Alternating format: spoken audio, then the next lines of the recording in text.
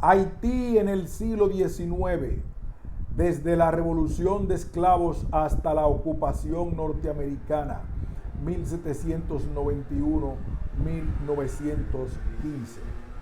Un ensayo de Johanna von Grafenstein. Las trágicas consecuencias del terremoto del 12 de enero de 2010, 300.000 muertos y 1,5 millones de personas damnificadas en el oeste y sur de Haití, especialmente en los barrios ubicados en terrenos bajos de su capital, Puerto Príncipe, así como en partes extensas de las ciudades sureñas de Grand y Petit Goâve, Léogâne, Miragoâne, Jacmel y otras, con la destrucción de viviendas, infraestructura, edificios públicos, hospitales, escuelas y universidades, han atraído de nuevo las miradas del mundo sobre este país caribeño, miradas muchas veces cargadas de incomprensión o paternalismo descendiente. También han dado un renovado impulso a la búsqueda de explicaciones de la fragilidad del país, puesta de manifiesto ante la catástrofe y sus desmesuradas secuelas. En la cobertura mediática de los meses posteriores al terremoto, volvió a surgir con insistencia una pregunta: ¿por qué es Haití hoy tan pobre cuando en el siglo XVIII era considerada la colonia de plantación más rica del mundo? Esta pregunta encierra una falacia que en este ensayo se tratará de poner de manifiesto. En él se argumentará que el camino recorrido por la isla antillana no fue el de un país inmensamente rico hacia la pobreza absoluta, o como se ha querido ver, que la historia de esta nación caribeña no fue más que la de un estado fallido desde sus inicios. El texto se concentrará en el proceso histórico de Haití a lo largo del siglo XIX. Podemos fechar el inicio este largo siglo XIX en 1791, año del estallido de la gran revolución de esclavos en el norte de la colonia francesa de Saint-Domingue, que junto con guerras civiles, invasiones extranjeras y la guerra de independencia propiamente dicha de los años 1802 a 1803, desembocó en la constitución del segundo estado independiente de América. El siglo bajo estudio se extiende a la segunda década de la siguiente centuria, cuando la ocupación estadounidense de la República de Haití interrumpió la búsqueda de un camino de desarrollo nacional propio en los términos de un Estado moderno. El artículo intenta dialogar con interpretaciones que encuentran las causas del atraso, encomillado, despotismo, encomillado, y fracaso, encomillado, haitiano en su historia desde la independencia o incluso antes. En mi opinión, el Haití de este largo siglo XIX, 1791-1915, es más que un supuesto periodo oscuro en el que enraizaron los atributos negativos que parecen hoy inherentes al país caribeño, como algunos autores han querido demostrar. Difiero de las interpretaciones según las cuales Haití ha recorrido un camino inexorablemente encauzado a la tiranía y la violencia, atraso y pobreza, desde sus años como la colonia hasta la actualidad. Robert Fatton sostiene esta tesis apoyándose en el concepto de habitus como estructurante de Pierre Bourdieu. Según Fathom, el hábitus autoritario y depredador que ha estado presente en todas las etapas de la historia haitiana proviene del despotismo de la sociedad esclavista francesa. El autor citado atribuye el fracaso de la constitución de un Estado integral a la incapacidad de la clase gobernante de establecer una gobernanza hegemónica, es decir, de poder prescindir de la fuerza bruta para gobernar de manera efectiva. Esta ausencia de un Estado integral es la causa del subdesarrollo y de la pobreza aguda, sostiene Fathom. La inseguridad de las posiciones políticas de la clase gobernante llevó a que ésta no invierta en proyectos a largo plazo ni construya estructuras institucionales efectivas porque sus intereses están atrapados en lo inmediato. Esta ausencia de un Estado integral, Fathom la encuentra ya en el despotismo represivo del colonialismo, en la violencia de la lucha por la independencia y en todo el desarrollo político de los siglos XIX y XX. Sauvier Pierre Etienne, l'Enigme haïtien, Évêque del et en moderne in Haití, sostiene que desde el inicio de la creación del Estado independiente en 1804 no había más que una ilusión de soberanía interna y externa sin legitimación en el exterior. Las instituciones estatales eran ficticias, al igual que el monopolio estatal de violencia y de coerción fiscal. La falta de consenso, el marasmo económico, la crisis financiera, la alternancia de los gobiernos vía golpes de Estado y asesinatos, la corrupción generalizada, todos estos factores contribuyeron, entrecomillado, a la instalación de un régimen político muy poco favorable a la sobrevivencia del Estado haitiano y aún no menos a la emergencia de un Estado moderno, comillas cerradas. A diferencia de los autores mencionados, en este trabajo se tratará de mostrar que en las primeras décadas postcoloniales Haití era considerado en el exterior como un Estado fuerte y con suficientes recursos como para garantizar su independencia e incluso para apoyar a proyectos de emancipación en el exterior, como los de Nueva España, Venezuela y Nueva Granada.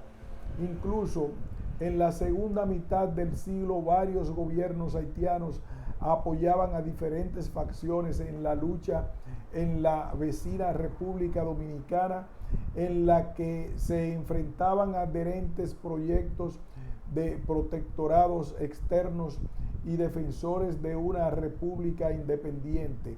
La misma Francia, Gran Bretaña, Alemania y Estados Unidos veían en Haití un socio comercial atractivo, una isla que contaba con recursos naturales y producciones agrícolas útiles para sus respectivas economías nacionales y que antes de 1844 constituía el único mercado abierto en la región para los productos manufacturados de diversa procedencia. Se argumentará además que en el interior del país, a pesar de la existencia de fuertes desigualdades sociales, pudo surgir y afianzarse un campesinado relativamente próspero en comparación con muchos países latinoamericanos durante el siglo en cuestión. En cuanto al desarrollo político, Haití no se diferenciaba mayormente de muchas de sus contrapartes de América Latina. Guerras civiles, inestabilidad política, instituciones precarias, caudillismo y relaciones políticas clientelares caracterizaban a la isla, tal como era el caso en gran número de los países del continente en mayor o menor grado. Se tratará de mostrar que hubo proyectos de fortalecer el país institucionalmente, que estaba activo un grupo de intelectuales que plasmaron en una extensa producción ensayística sus propuestas de un Estado moderno. Ciertamente la mayoría de estos proyectos se perdieron o su alcance fue limitado en el tiempo y espacio, pero un importante detenerse en su estudio, darlos a conocer y de esta manera matizar visiones excesivamente simplificadoras del proceso histórico haitiano. La colonia francesa de Santo Domingo.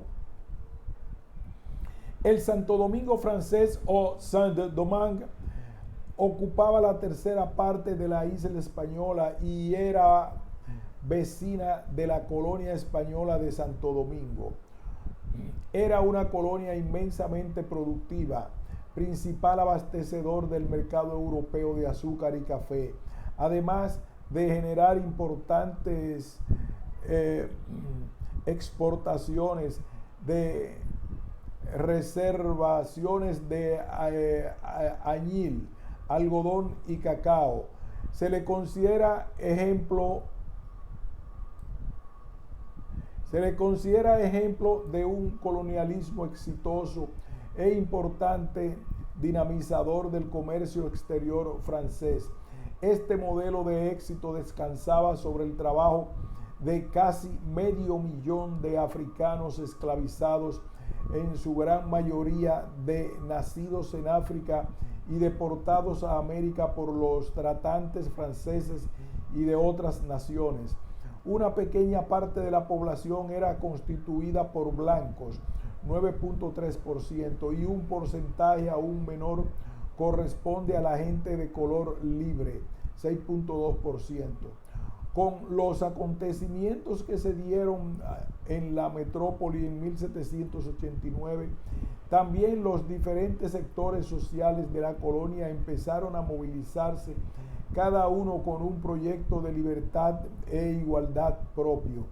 Fueron primero los colonos blancos quienes buscaron mayor autonomía en lo administrativo y comercial, enviando representantes a la Asamblea Nacional para que defendieran sus intereses y tratando de crear en la colonia instancias gubernativas autónomas. De forma paralela, la gente de color libre comenzó su lucha en la metrópoli y en la colonia en pos de la igualdad política y civil con los blancos. Los esclavos aparentemente quedaban a la expectativa, pero se ha podido comprobar que aumentaron notablemente las reuniones clandestinas y las ausencias temporales de las plantaciones en los años previos al estallido social de 1791. Fue a partir de enero de este año que se dieron las primeras movilizaciones, primero en la provincia del sur y luego en agosto en la rica y productiva planicie del norte, donde unos 200 esclavos iniciaron la rebelión quemando los campos y destruyendo los ingenios.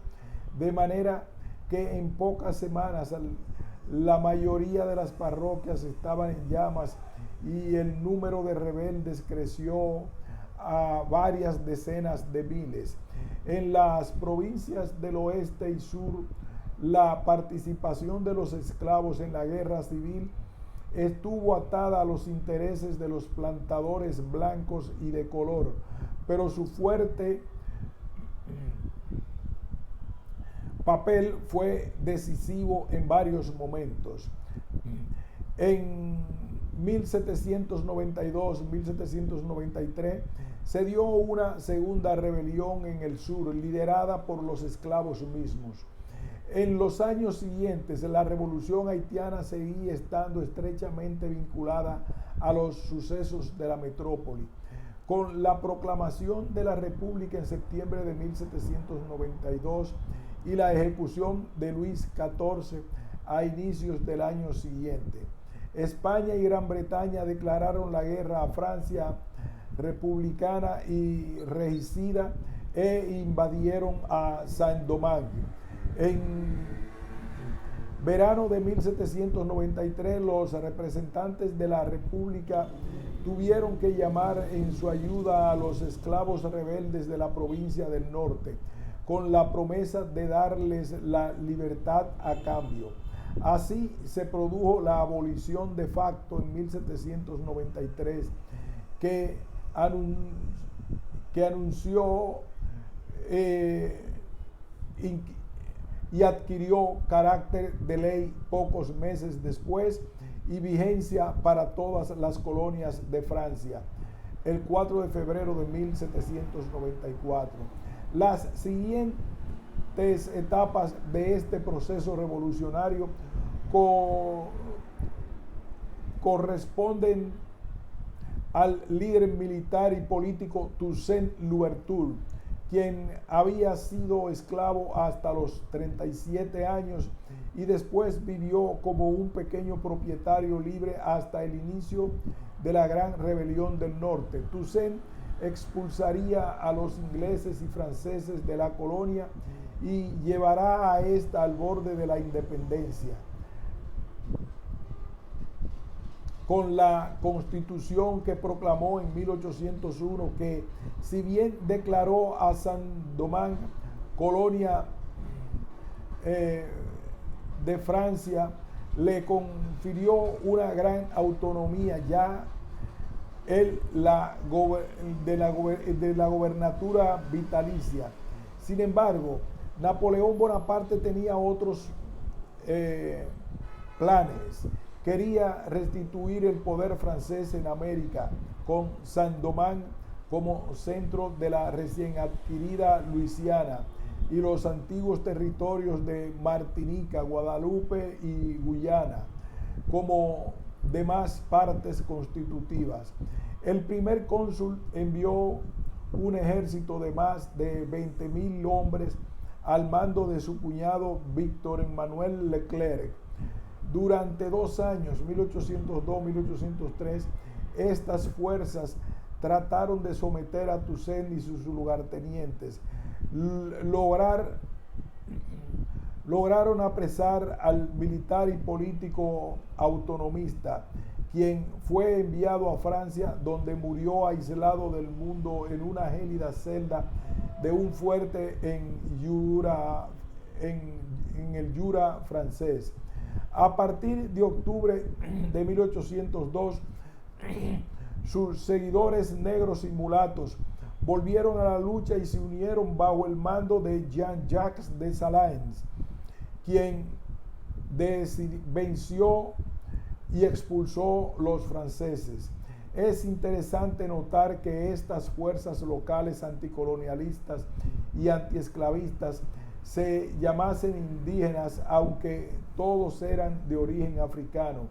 Se llamaron así para expresar que ellos eran los dueños legítimos de las tierras de Saint-Domingue, mientras que los colonos y ejércitos franceses eran vistos como invasores externos.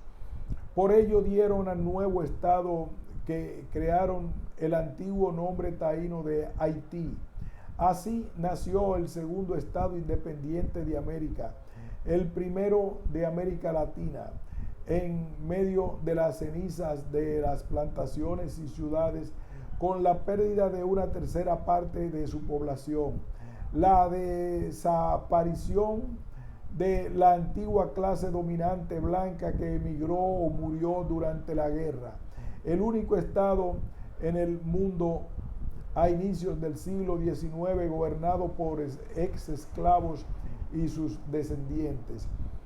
Haití durante las primeras décadas postcoloniales, 1804-1859. Para el análisis de la sociedad postcolonial he considerado útil establecer un primer periodo que termina en 1859, durante el cual se sentaron las bases de la sociedad haitiana decimonónica.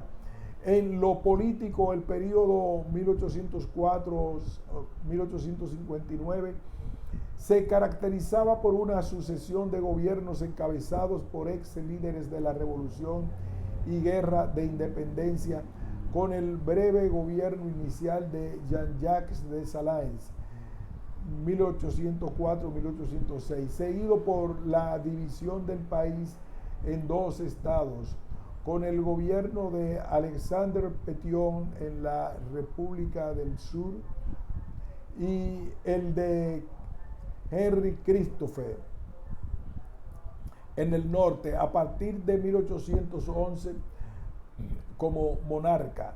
La larga administración de Jean-Pierre Boyer, 1818-1843, que terminó en una crisis política misma que dio pie a los llamados gobiernos efímeros o de double lure, es decir, de 4 presidentes negros, excombatientes de la guerra de independencia, al igual que los jefes de Estado anteriores, octogenarios, poco instruidos y fácilmente controlables por la mulata élite.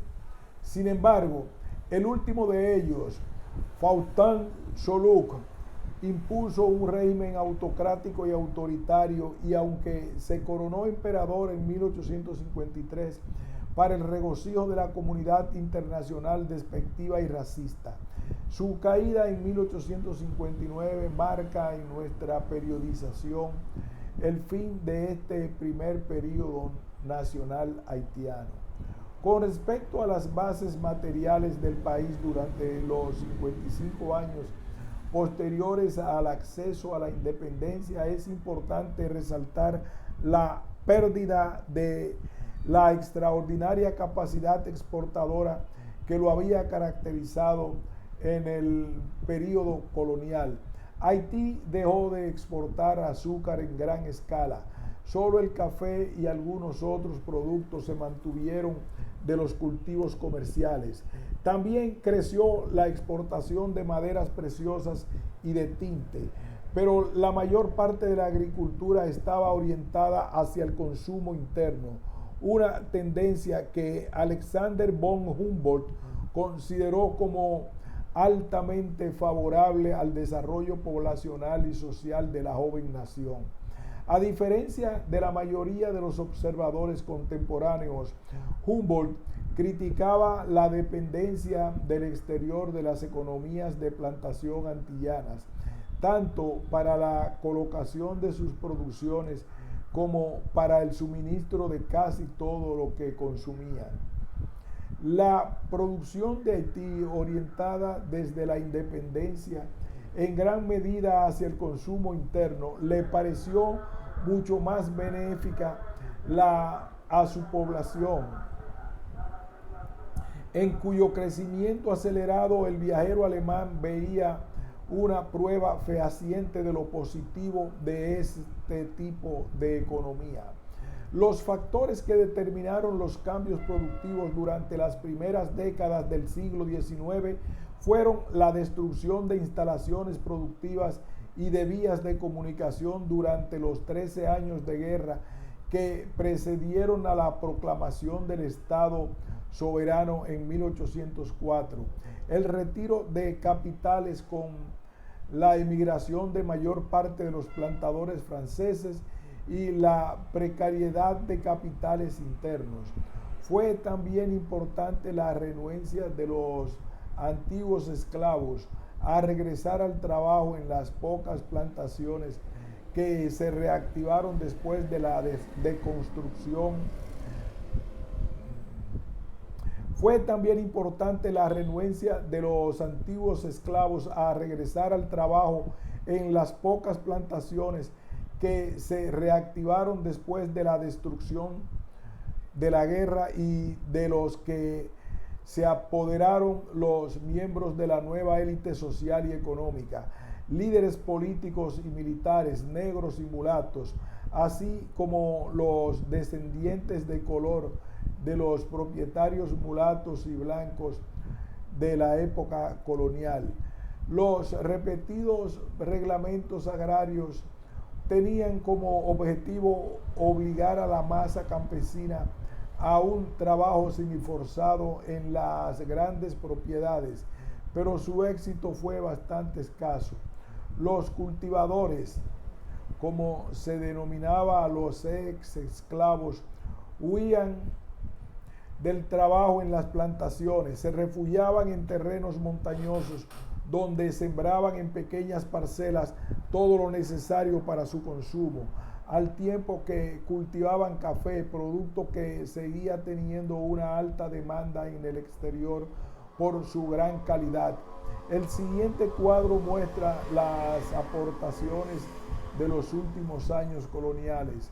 Los datos de 1791 son referidas a los meses anteriores al estallido de la Revolución.